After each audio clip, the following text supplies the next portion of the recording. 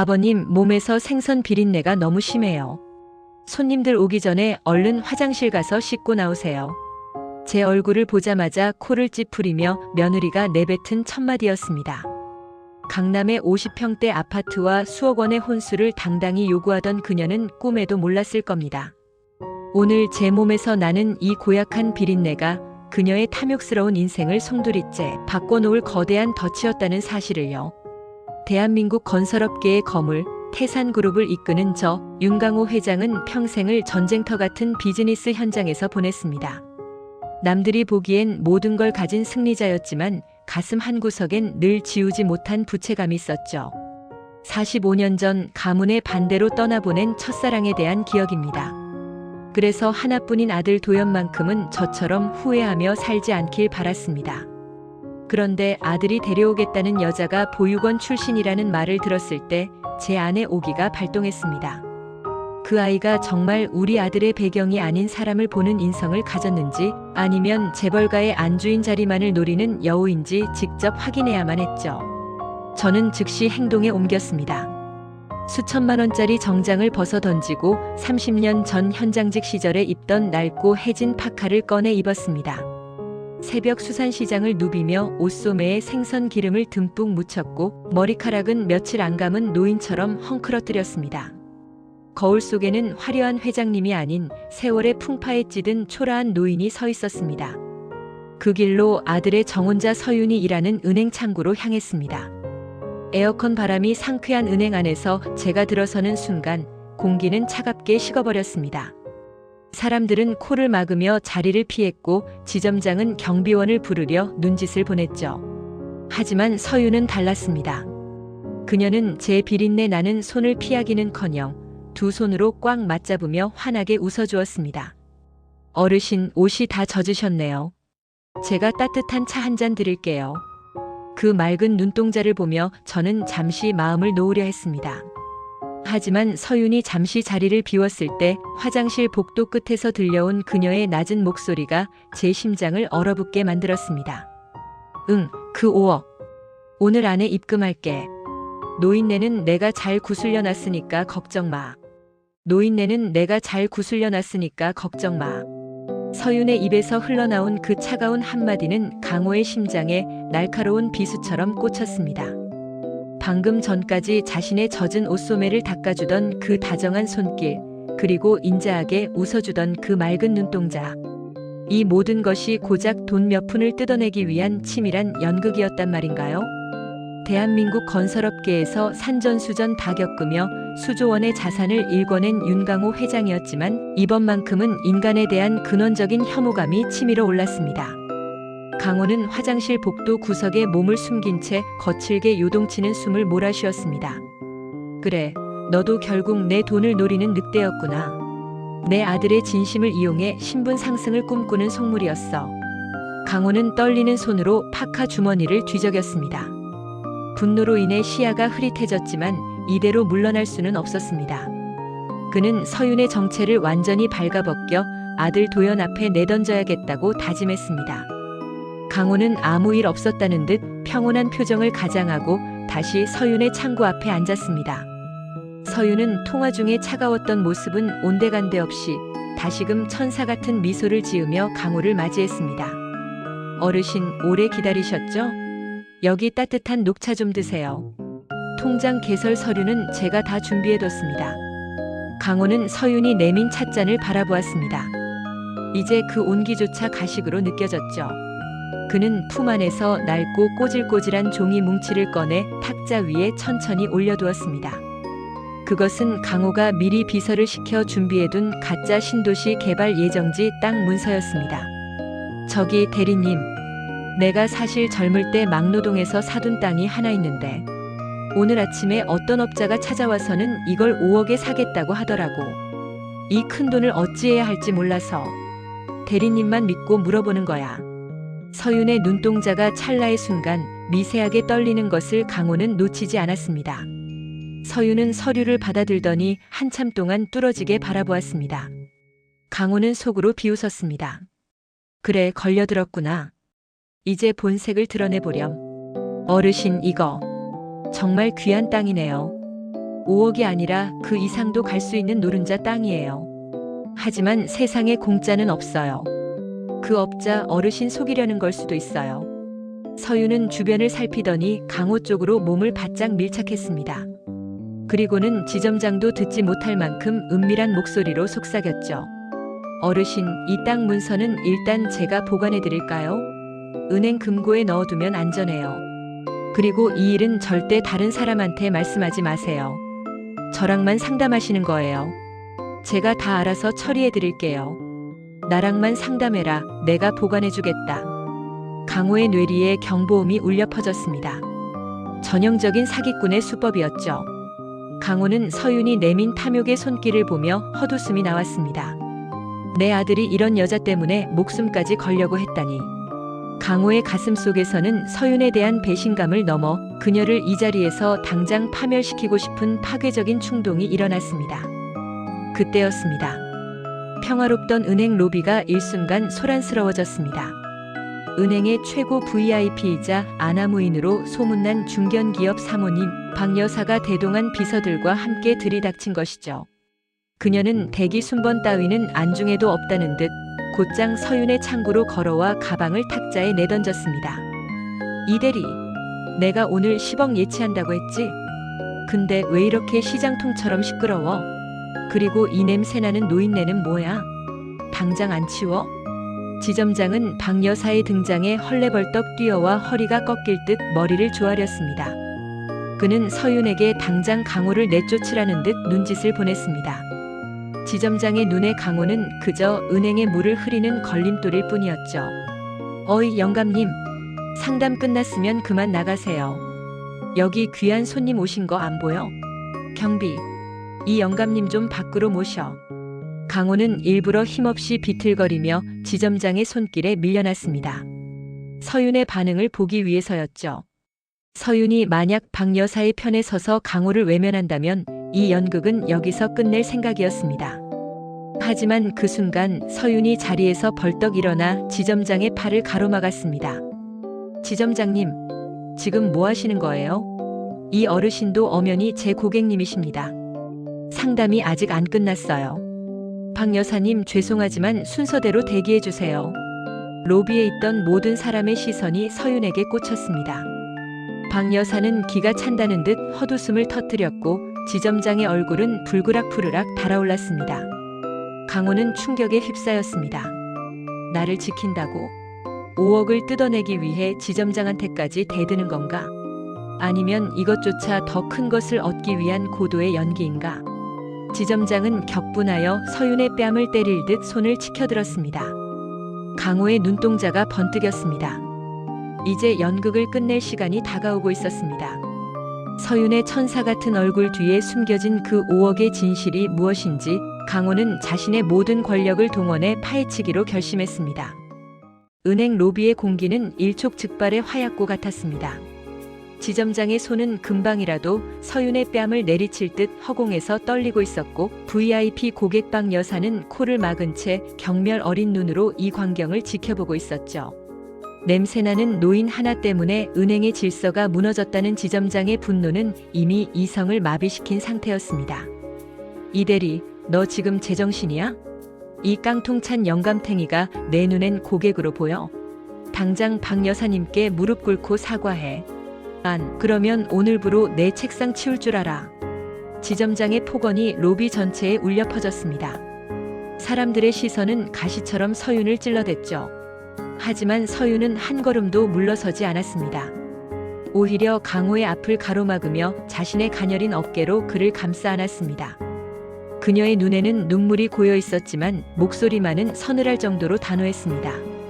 지점장님, 고객의 가치는 통장 잔고가 결정하는 게 아닙니다. 이 어르신은 저를 믿고 오신 제 소중한 손님이에요. 비린내가 난다고 해서 옷이 낡았다고 해서 함부로 대할 권리는 누구에게도 없습니다. 사과하셔야 할 분은 제가 아니라 지점장님이에요. 서윤의 외침에 지점장은 헛웃음을 터뜨렸습니다. 그는 서윤의 어깨를 거칠게 밀치며 강호의 낡은 파카 깃을 움켜쥐었습니다. 강호는 일부러 힘없이 비틀거리며 바닥으로 쓰러지는 신용을 했습니다.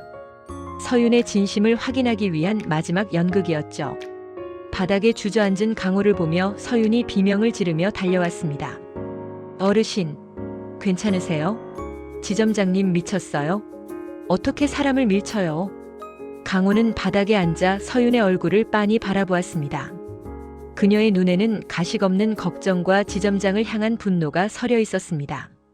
이 아이는 정말로 나를 지키려고 하는구나. 강호는 결심했습니다.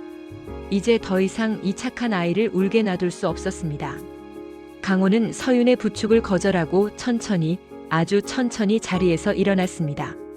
낡은 파카를 툭툭 털어내는 그의 몸짓에서 이전의 초라함은 온데간데 없고 범접할 수 없는 위험이 뿜어져 나오기 시작했습니다. 자네 방금 나한테 영감탱이라고 했나? 그리고 내 고객의 가치를 자네 따위가 결정한다고. 뭐? 영감탱이가 미쳤나? 야, 경비, 당장 이 노인네 끌어내. 지점장의 말이 끝나기도 전이었습니다. 은행 유리창 밖으로 요란한 타이어 마찰음과 함께 검은색 최고급 세단 수십 대가 일렬로 늘어섰습니다. 로비 문이 거칠게 열리고 정장을 차려입은 건장한 남성 수십 명이 일제히 안으로 들이닥쳤습니다. 그들은 당황한 경비원들을 순식간에 제압하고 강호의 앞에 한치의 오차도 없이 정렬했습니다. 회장님, 늦어서 죄송합니다. 정적. 은행 안은 물을 끼얹은 듯 조용해졌습니다. 지점장의 입은 쩍 벌어진 채 다물어지지 않았고 박 여사는 들고 있던 명품 가방을 바닥에 떨어뜨렸습니다. 서윤 역시 믿을 수 없다는 듯 강호를 바라보았죠. 강호는 파카 주머니에서 골드 카드가 아닌 태산그룹 회장의 직인이 찍힌 명함을 꺼내 지점장의 얼굴 앞에 던졌습니다. 대한은행 행장에게 전해라. 태산그룹의 모든 계좌를 오늘부로 해지하겠다고. 그리고 자네는 내일부터 이 바닥에서 얼굴 들고 살 생각하지 마라. 지점장은 그제야 사태를 파악하고 바닥에 넙죽 엎드렸습니다. 회장님, 제가 죽을 죄를 지었습니다. 한 번만 살려주십시오. 지점장의 비굴한 외침을 뒤로하고 강호는 서윤에게 다가갔습니다. 서윤은 겁에 질린 채 떨고 있었습니다. 강호는 그녀의 손을 잡고 물었습니다. 대리님, 아까 통화에서 말한 그 5억 말이야. 나를 구슬려 놨으니 걱정 말라던 그 돈. 그게 정말 무엇인지 이제는 말해줄 수 있나? 서윤은 참았던 눈물을 터뜨리며 고개를 떨구었습니다. 그리고 떨리는 목소리로 진실을 털어놓았습니다. 서윤은 자신이 자란 보육원이 투기 세력에 의해 강제 철거될 위기에 처하자 아이들의 보금자리를 지키기 위해 5억 원이라는 거금을 구하러 다녔던 것이었습니다. 어르신이 사기꾼들에게 속아 그 땅을 헐값에 넘기실까봐 제가 전담해서 지켜드려야 한다고 보육원 원장님께 말씀드린 거였어요. 어르신을 구슬려서라도 사기 안 당하게 지켜드리겠다고. 그게 다예요. 정말 나쁜 마음 먹은 적 없어요. 강호의 가슴이 미어지는 것 같았습니다. 자신이 탐욕이라 오해했던 그 말들이 사실은 세상에서 가장 숭고한 책임감이었음을 깨달은 순간 재벌 회장의 자존심은 무너져 내렸습니다. 강호는 서윤의 머리를 쓰다듬으며 인자하게 웃어 보였습니다. 미안하구나, 대리님. 아니, 내 며느리가 될 아이야. 내가 너를 너무 큰 잣대로 시험했구나. 은행에서의 소동은 일단락되었습니다. 지점장은 즉각 해고되었고 서윤은 하루아침에 태산그룹 회장이 직접 낙점한 며느리라는 이름으로 세상의 주목을 받게 되었죠. 하지만 화려한 스포트라이트 뒤에는 칼날보다 차가운 재벌가의 그림자가 기다리고 있었습니다. 강호의 저택, 수백억을 호가하는 골동품과 명화들로 가득 찬 거실에는 숨막히는 침묵만이 흐르고 있었습니다. 강호의 친척들과 태산그룹의 이사진들이 모인 자리. 그들은 보육원 출신의 평범한 은행원을 가족으로 받아들일 준비가 전혀 되어 있지 않았습니다. 오빠, 정말 노망이라도 나신 거예요? 어떻게 근본도 모르는 애를 태산의 안주인 자리에 앉히겠다는 거죠? 우리 가문의 격이 바닥으로 떨어지는 꼴을 보라는 건가요? 회장님, 이건 감정의 문제가 아닙니다.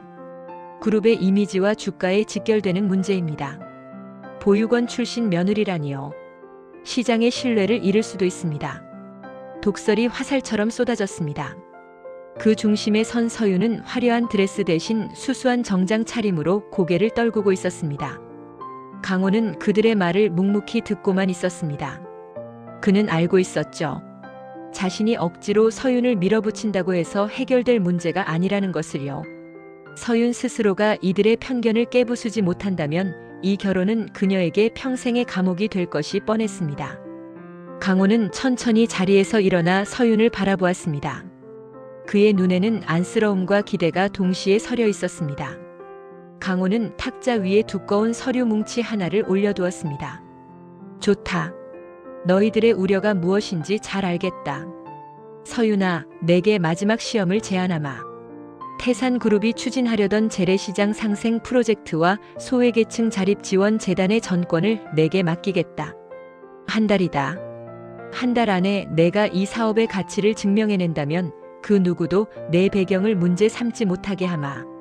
하지만 실패한다면 미안하지만 도연히 곁을 떠나줘야겠다. 거실 안이 술렁였습니다. 그 프로젝트는 수년째 지지부진하던 난제 중의 난제였기 때문입니다. 이 사진들은 속으로 쾌재를 불렀습니다. 보육원 출신 계집애가 감당할 수 있는 규모가 아니야. 스스로 포기하게 만들 좋은 기회지. 하지만 서윤은 고개를 들었습니다. 그녀의 눈동자에는 두려움 대신 결연한 의지가 불타고 있었습니다. 하겠습니다, 아버님. 돈으로 사람의 가치를 매기는 이분들에게 진짜 가치가 어디에 있는지 제 방식대로 보여드리겠습니다. 그날 이후 서윤의 전쟁이 시작되었습니다. 그녀는 태산그룹의 본사 사무실 대신 낡은 운동화를 신고 다시 거리로 나갔습니다. 생선 비린내와 땀 냄새가 진동하는 재래시장 상인들을 한 명 한 명 찾아다녔고 철거 위기에 놓인 보육원과 노인정을 방문했습니다. 처음엔 상인들도 그녀를 불신했습니다. 재벌가 며느리가 휴화로 온 거 아니냐며 소금을 뿌리는 사람도 있었죠. 하지만 서윤은 포기하지 않았습니다. 그녀는 시장 바닥에 주저앉아 할머니들의 젖은 손을 맞잡았고 함께 생선을 다듬으며 그들의 진짜 고충을 귀담아 들었습니다.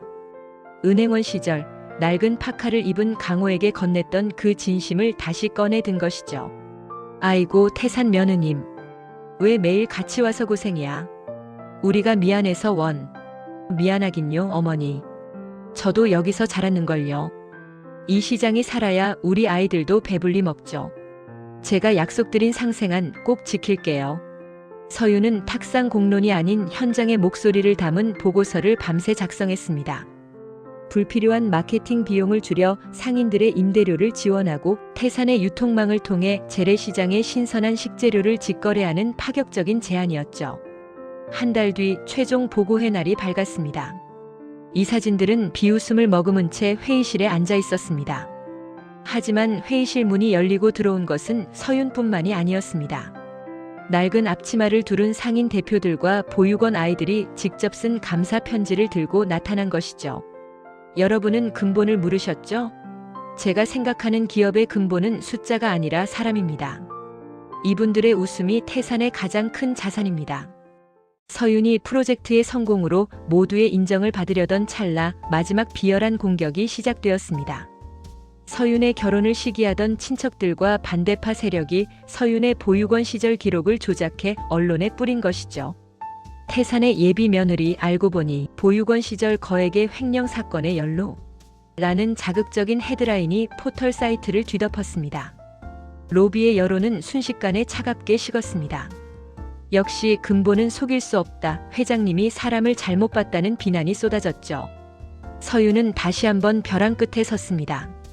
태산그룹의 홍보실은 비상에 걸렸고 아들 도연조차 당황하여 어찌할 바를 몰랐습니다. 하지만 강호 회장만은 흔들리지 않았습니다. 그는 서윤의 눈을 똑바로 응시하며 물었습니다. 서윤아, 내 눈을 보고 말하거라. 이 기사가 사실이냐? 아닙니다, 아버님. 그 돈은 당시 원장님이 아이들 급식비를 빼돌리는 걸 막으려다 제가 누명을 썼던 것입니다. 당시 보육원 친구들이 제 증인입니다. 강호는 고개를 끄덕였습니다. 그는 이미 서윤의 모든 과거를 조사했었고 그녀가 얼마나 정의로운 아이였는지 알고 있었죠. 강호는 비서실장에게 나지막이 지시했습니다. 준비한 자료를 풀어라. 그리고 이 일을 주도한 자들이 누구인지 태산의 법무팀을 총동원해 단 한 명도 남김없이 징벌해라. 반전은 순식간이었습니다.